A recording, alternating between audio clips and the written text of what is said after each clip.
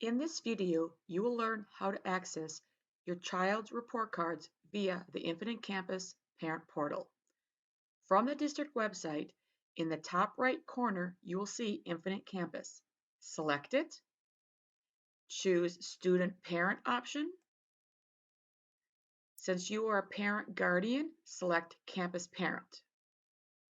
At the login screen, enter your username and password and select Login. Once you are in the Infinite Campus Parent Portal, in the top left corner, you will see the menu options. Select it, go down to the Documents, and within the Documents area, there's a report card section. Select the report card template, and it will generate into a PDF. Once generated, you can save it or just view it to review your students' grades.